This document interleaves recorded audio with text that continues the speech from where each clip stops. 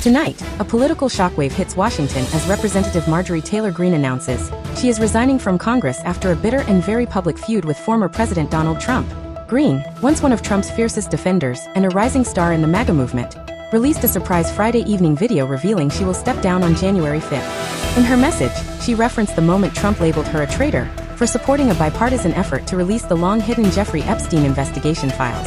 Standing up for American women who were raped at 14, trafficked and used by rich, powerful men, should not result in me being called a traitor and threatened by the President of the United States, whom I fought for, she said in her statement on X. To understand how this split happened, we have to go back. Since entering Congress in 2020, Greene championed Trump's populist agenda and built her identity on loyalty to the MAGA movement. But the relationship began to sour when she joined Democrats in calling for the Epstein files to be released. Trump opposed the move at first and unleashed a scathing attack online, revoking his endorsement and calling her wacky and a ranting lunatic. In a twist, he reversed himself days later. Hi everyone.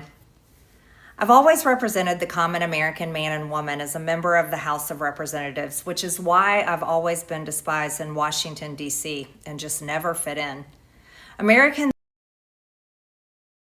of both political parties elect cycle in order to elect whichever side can convince Americans to hate the other side more. And the results are always the same. No matter which way the political pendulum swings, Republican or Democrat, nothing ever gets better for the common American man or woman. The debt goes higher, corporate and global interests remain Washington's sweethearts, American jobs continue to be replaced and encouraged House Republicans to support the release. Yet the damage to their relationship was already done. Behind the scenes, additional disagreements had been brewing. Greene criticized Trump's focus on foreign affairs and pushed him to prioritize domestic issues like the expiring Obamacare subsidies. She insisted she should be free to represent her district rather than be forced into blind loyalty. Loyalty should be a two-way street, and we should be able to vote our conscience, she said. Her sudden resignation, with no warning to House Republican leadership, comes at a critical moment.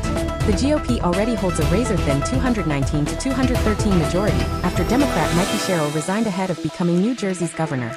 Greene's departure means Speaker Mike Johnson will be able to lose almost no votes on party-line decisions. Upcoming special elections in Tennessee, Texas, and New Jersey could tighten the majority even further, potentially reducing Republicans to just a one-vote margin until a special election is held in Greene's deep red Georgia district. As Greene exits, she leaves open the door to returning to politics, suggesting that Trump's allies turning on her represents not just a personal attack, but a betrayal of her supporters. Her departure marks a dramatic fracture inside the MAGA movement and raises new questions about Republican unity. Heading into 2024, what comes next for Greene, for Trump, and for Congress remains uncertain. One thing is clear: this story is not over. Of God, they are not victims. The most horrific fight that no together and never giving up. And that's what we did by fighting so hard against the most powerful United States in order to make this vote happen today. I was called a traitor by a man that I fought actually 6 years for, and I gave him my loyalty for free. I won my first election without his endorsement, beating 8 men in a primary. And I've never owed him anything, but I fought for him for the policies and for America first.